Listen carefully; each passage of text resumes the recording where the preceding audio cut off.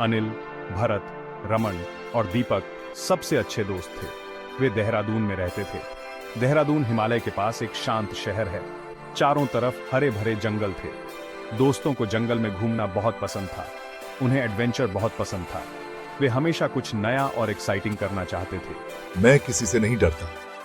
मैं हमेशा आगे बढ़ने के लिए तैयार हूँ। मुझे रास्ता दिखाना अच्छा लगता है।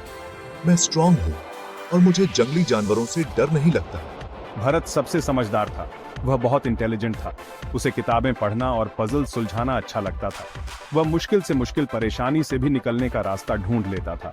मुझे हमेशा डर लगता रहता है। मुझे सेफ रहना पसंद है। मैं आसानी से डर जाता हूँ, लेकिन मैं अपने दोस्तों का साथ नहीं छोड़ता। दीपक सबसे दयालु था।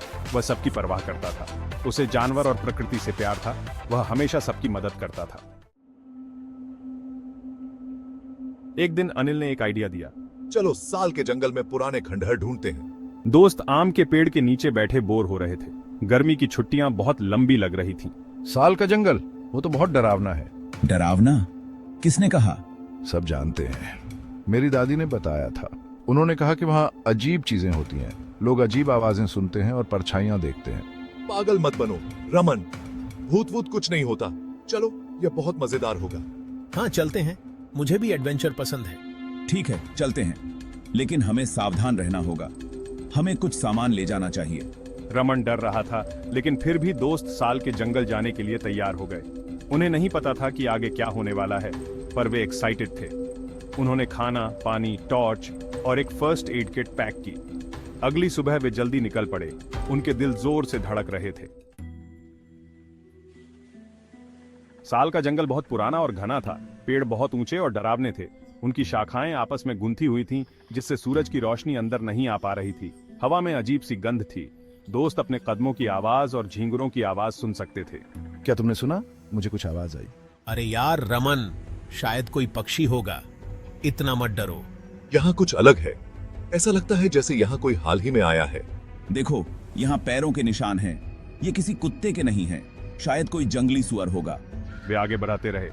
जंगल शांत था। बस कभी कभी पक्षियों की आवाज या पत्तों की सरसराहट सुनाई देती थी। जब सूरज ढलने लगा तो उन्हें एक खुली जगह दिखाई दी। खुली जगह पर एक टूटी फूटी इमारत थी। वह ग्रे पत्थर से बनी थी और पूरी लताओं से ढकी हुई थी। उसकी खिड़कियां टूटी हुई थीं और दरवाजा भी टूटा हुआ था। वहां का माहौल डरावना था। यह रहा वो घर, साल के जंगल का भूतिया घर। ऐसा लगता है जैसे यहाँ सालों से कोई नहीं आया। मुझे लगता है हमें वापस चले जाना चाहिए। बहुत देर हो गई है और यहाँ बहुत डर लग रहा है। डरो मत रमन, हम सब साथ हैं। कुछ नहीं होगा। अनिल ने रमन की बात नहीं सुनी। वह आगे बढ़ा और दरवाजा खोला। दरवाजा अजीब सी आवाज करते हुए खुल गया। अंदर बहुत अंधेरा था और धूल ही धूल थी। चलो देखते हैं अंदर क्या है। अनिल अंधेरे में चला गया। उसके पीछे पीछे बाकी दोस्त भी चले गए। अंदर हवा में अजीब सी गंध थी। हर तरफ जाले लगे हुए थे और धूल जमी हुई थी। बस दरवाजे से आती हुई रोशनी से दीवारों पर परछाइयां बन रही थीं।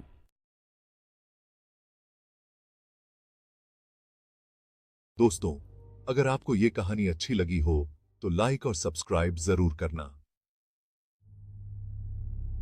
अगली बार एक नई और डरावनी कहानी के साथ फिर मिलेंगे।